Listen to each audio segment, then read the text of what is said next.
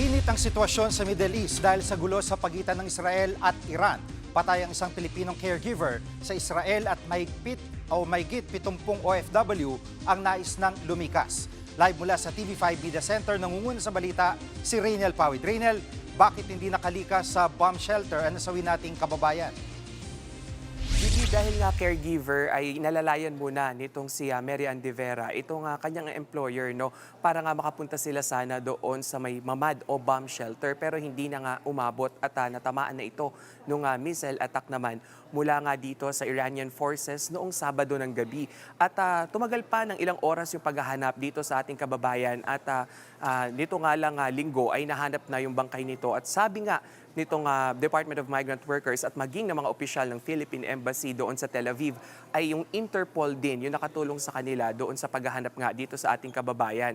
At nakumpirma naman yung mga labi nitong si Mary Ann dahil din sa ibinigay na impormasyon nitong kanyang mister na nagtatrabaho rin mismo doon nga sa Israel. At lumalala no, yung tensyon dito sa may Middle East simula nga nung namatay itong Iranian prime leader, no, yung ministerial leader nila na si Ali Khamenei. At balikan natin itong kababayan natin, Gigi, no, bago nga yung mga insidente ng pagsabog ay nag-post pa ito sa kanyang social media na sinabi niya na sunod-sunod na nga raw yung mga naririnig nilang missile attack doon sa kanilang bahagi sa may Tel Aviv at pagod na rin siya sa pagpunta nga sa bomb shelter. Gigi. At Raynel, napakalaki nung tinarget ng Iran sa iba't ibang bahagi ng Middle East. Kumusta ang yung mga kababayan natin na nasa mga bahaging tinarget nitong Iran?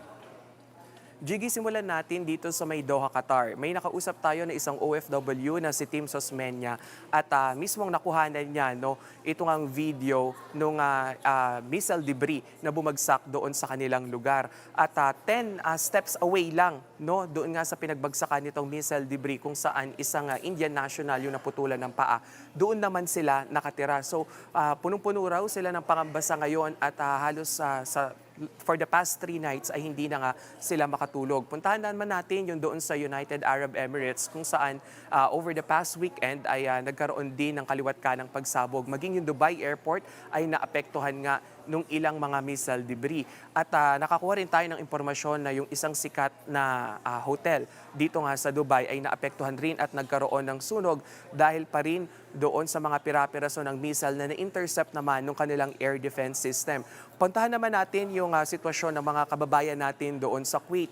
Sa Kuwait ay over the past weekend ay nagkaroon din ng mga pagsabog at maging yung kanilang airport ay naapektuhan nga rin ito. May footage pa na pinadala sa atin yung ilan sa mga kababayan nating OFW na nagtatrabaho mismo sa loob nga ng paliparan kung saan makikita natin na punong-puno na ng puting usok yung loob ng paliparan at maging sila ay hirap na ngang matrace kung saan pupunta para sa exit o maging doon nga sa tinatawag na bomb shelter. Sabi ng Department of Foreign Affairs, nasa 2.4 million Filipinos na yung mga nagtatrabaho nga all over dito sa Middle East. At sabi naman ng DMW, tiniyak nila no, kanina na sakaling kailanganin nga yung mass repatriation o pagpapauwi doon sa ating mga kababayan ay handa naman daw yung gobyerno. Gigi.